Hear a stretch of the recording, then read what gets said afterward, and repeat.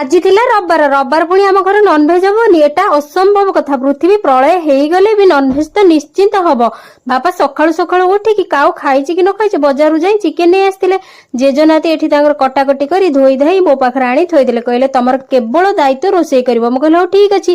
ମୁଁ ଯାଇ ମାଙ୍କୁ କହିଲି ମା ତାଙ୍କର ତ ଚିକେନ ହେଇଛି ଆମେ କଣ ଖାଇବା। ମା କହିଲେ ହଉ ଠିକ ଅଛି ତୁ ଟିକେ ଆସିଲୁ ବାଢିକି ମୋ ସହିତ ଦେଖିବୁ କଣ ସବୁ ଅଛି ବାଡିରେ। ମୁଁ କହିଲି ହଉ ଠିକ ଅଛି ଚାଲ। ମୋ ପୁଅ ତାର ଆଗେ ଆଗେ ଚାଲିଛି ଗୋଟେ ଚାଙ୍ଗୁଡି ଧରିକି। ଦେଖିଲା ବେଳକୁ ବାଡିରେ କିଛି ବି ନାହିଁ କାହିଁକି ନା ଗାଈ ସବୁ ଖାଇ ଦେଇଥିଲା।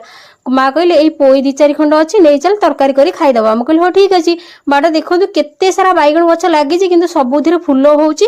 ସବୁ ନୂଆ ନୂଆ ଗାଈ ଖାଇ ଦେଇଥିଲା ଏବେ ନୂଆ ନୂଆ ହେଇଛି। ଆଉ ଏଠି ଲଙ୍କା ଗଛ ଦେଖନ୍ତୁ କେତେ ବଡ ମୋ ଠାରୁ ବି ଉପରେ ବଢିଲାଣି। ମୁଁ କହିଲି ମା ଆକୁ କଣ ନଗି ଲଗେଇ ତୋଳିବେ କି ଦେଖନି କେତେ ବଡ ହେଲାଣି। ମା କହିଲେ ହଁ ବା ବହୁତ ଡେଙ୍ଗା ହେଇଯାଉଛି। ଆମେ ଆମର ପୋଇ ଏତକ ଧରି ମା ପୁଅ ଚାଲିଲୁ। ତାପରେ ମୋ ବଡ ପୁଅ କହୁଛି ମାମା ମତେ ଜଲ୍ଦି ଖାଇବାକୁ ଦିଅ। ମୁଁ କହିଲି ହଁ ତତେ ତ ଆଜି ଭୋକ ଲାଗିବ।